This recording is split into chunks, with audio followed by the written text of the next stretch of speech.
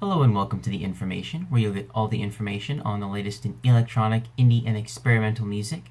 Today we have an album review. We're reviewing the new Burton album, Pare.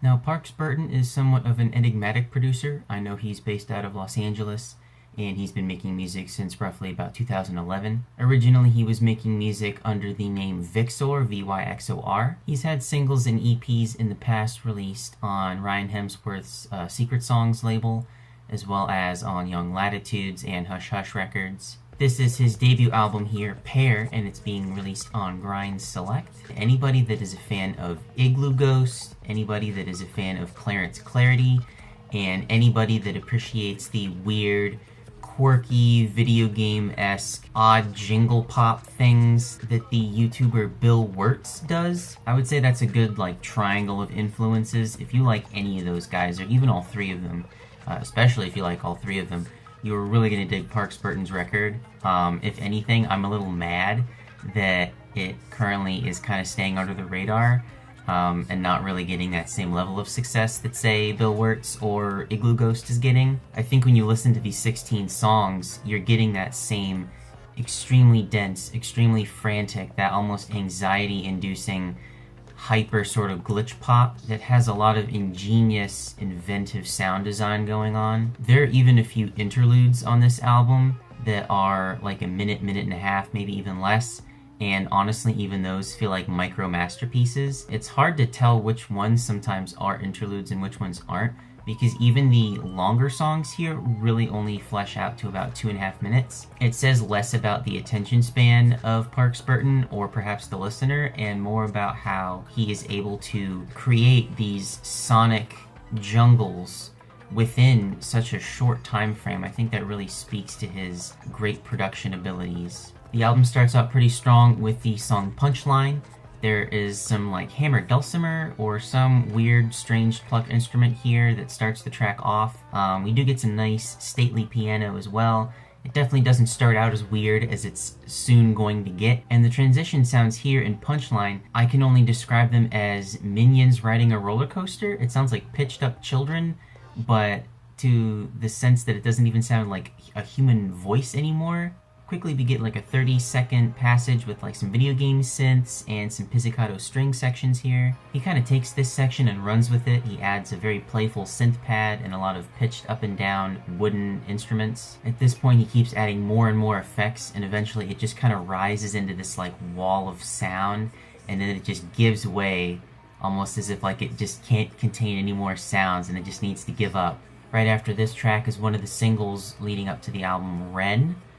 This one is less than 2 minutes, but it's definitely one of the more densely packed songs here. I really love the rhythm here, the very stammering, anxious synth pad. There's a very caffeinated vocal delivery here. I would definitely say that this is one of the songs that more closely resembles a Bill Wirtz tune. The chord progressions here are just rapid fire. It's do do do do do do do do do, things like that. It's that kind of tempo here that we're dealing with. It builds into this very sunny, very jazzy tune, and by the minute 12 mark we literally are getting a whole new song here. There's no original elements, at least that I can tell, that start the song out that are still here by the minute 12 mark. It's crazy. There's a key change, some electric piano, some extra electronic percussion here, and then to end the song off there's this strange, almost stumbling series of vocal edits and effects. It's just it sounds like an old-timey pratfall sound effect library or something. It's really fascinating. After this we get the song The Valley. This was one of my favorites off of the album for sure. This song to me had a lot of floating points references. There was a lot of moments here that were more spacey, more of an astral jazz kind of sound, especially with the what I assume to be analog synthesizers here. They're used very sparingly, but with the loungy Rhodes piano that comes in towards the end of the track especially, that pairing gives me a very floating points vibe. But it starts out with these glistening 80s synth pads. They're very uplifting, but those soon give way. Again, he never really lingers on a moment for too long. He's kind of like OPN if One Tricks Point Never was more focused on trying to make giddy pop music rather than experimental concoctions. After a short interlude, we get the track Ornament, which again was one of my early favorites in the album. We get a bit of auto-tune or some other sort of weird electronic vocal processing on the vocals here. There's a really manic electronic background here, a lot of electronic effects and noises and arpeggios going on. This song, more than most, really just cannot sit still. And at one point we get all of this electronic instrumentation that just kind of goes away and it fades out and it turns acoustic. There's like acoustic guitar in there, and then that kind of goes away and we get this weird like MIDI brass section, which is almost like laughably fun just in how joyous it sounds and how goofy the whole experience is. It's a really fascinating song. After this we get what I would consider to be another one of the interludes, Patrice. And this one is really fascinating. I did want to talk about this one despite it really only being like less than 90 seconds. Just because the atmosphere and like vibe of this song that it gives off, it is so M83's Hurry Up We're Dreaming, Wait, or Soon My Friend, like the more acoustic and weightless songs on the album. And a little bit maybe of like early career Mr. Lies, like stuff off of his Hidden Neighbors EP. There's a nice touch of astral piano.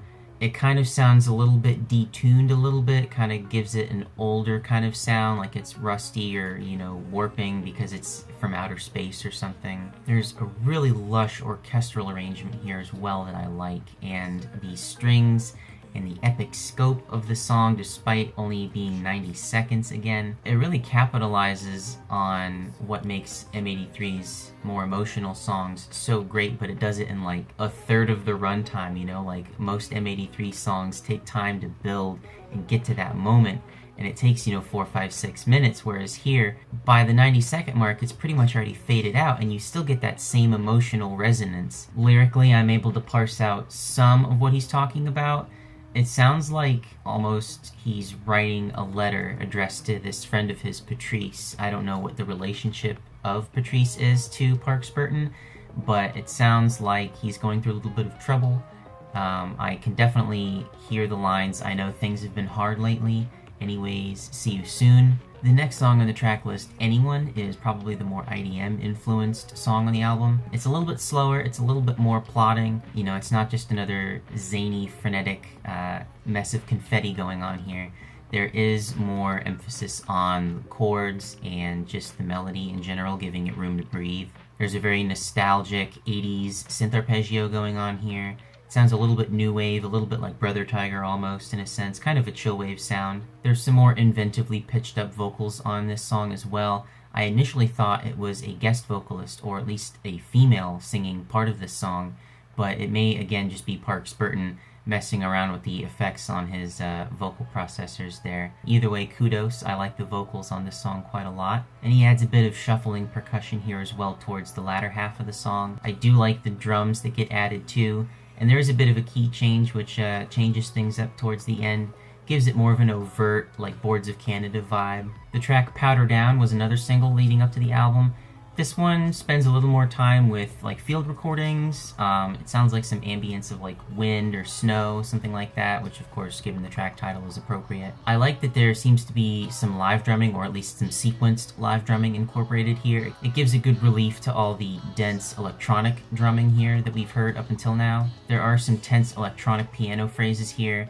I do like the exploratory sawtooth synth line around this point of the song as well. And once we get to the center point of the track, we get a lot of really hectic snare rolls and some ascending and descending synth notes. And then it kind of just burns itself out with like static and feedback to end the track. The song Backup is also another ear grabber, mostly because of the syncopated drums, which again seem live, or at least, you know, sequenced live. Because of the syncopation and the way that the song progresses especially, I can't tell if this song is in 4/4 time, but that definitely adds to the craziness of the song, even if it is a little bit more restrained than some of the other tracks on the album. Around the halfway point we get a fun theremin lead and some really up-tempo chirpy synths. The track Tied Up was a surprising song to me because this was probably one of the brightest examples on the album as well.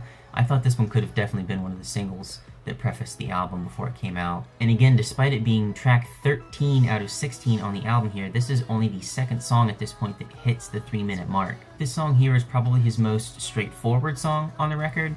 There's a very accessible, dancey beat here going on. Some really nice vintage electronic drum machine beats here. They're very cold and machine and workmanlike, but the warm synth pads complement it very nicely. There's a higher importance of vocals placed on this track here. I was able to parse out some lyrics. I heard a couple lines that say, "Tied up, need another way to squeeze it out of me, I don't want to die." So clearly he has something on his mind that he wants to say, and he is either not being given an opportunity or some other kind of restriction is causing him to just feel that anxiety of, needing to get something off of his chest. By the 2.5-minute mark here, we have reached another huge wall of sound, just an impenetrable cacophony of textures here. And again, just when you think the track can't hold anything else, it just kind of crumbles apart, and we just get these, what sound like machine pistons and rotors hissing and spinning. The two songs after this track, they are more down-tempo. It does kind of lose, again, speaking of steam, they do lose a little bit of steam, but I did want to talk about the track Interval briefly. I thought that was at least a more memorable down-tempo tune. I would definitely say this is the slowest song on the album. It's a bit of a come-down song of sorts, especially after that unrelenting energy that you've gotten for, at this point, the previous, 14 tracks. There's some very slow, shuffling, jazzy, brushed snares and percussion here, which I like. And there's a very steady, insistent kick drum. Sounds like a heartbeat, just very doom, doom, doom, doom. There's actually a very nice bass presence here as well. There's a really cool bass line. But Parks Burton has one last trick up his sleeve, just when you think he has decided to slow things down and the album on a much quieter and more subdued note. He just basically throws his version of Death Grips' Bottomless Pit at you, where it's just the most intense, most insane, most scatterbrain track on the entire album. I literally was struggling to comprehend any part of the first 2 minutes of this track. I lost track how many times I had to rewind a section because I was trying to type it out so frantically. This track is pure calculated madness. Platitude is the name of the song. I'm sorry if I didn't mention that earlier. Lots of clicks and pops to start the track. There's some bell chords here, some synthesizer chords. There is an interesting passage where a pitched down vocal drone happens and it gets harmonized on top of itself. It gave me a little bit of Neil Cicierega vibes, when he would layer the vocals of Wonderwall on top of each other. It's that kind of craziness. And then once we get these harmonized down-pitched vocals, this 30-second note synth bass line comes in, really crazy, really just machine gun fire bass line here. There's barrages of detuned synths and hectic hi-hats here, and at 2:15 in the song, the track finally exhales. It just the rug is pulled out from under itself, and it literally sounds like the song is just taking a deep exhale, and we're finally able to have some room to breathe on this track. But again, before we get too comfortable, there is the synth pad that you're kind of left with at this point. It starts to slowly turn more and more sour to end the track out, and eventually the last 15 seconds or so of this synth pad, it gets so pitched down that it almost sounds like an air raid siren. It's very disconcerting and a very odd sound to close the album out on, but it definitely leaves more of an impression than if you weren't to do that, obviously. So yeah, I don't know if any of the things that I just said make any sense to you, or if they will make sense when you listen to the album, but I would definitely highly recommend you listen to this album because, again, if you're fans of Igloo Ghost, Clarence Clarity, Bill Wirtz, very frantic electronic music, hyperpop, glitch pop, IDM, a little bit of ambient and free jazz as well, this is an album that is gonna speak to you. You're gonna love this album in the way that I have.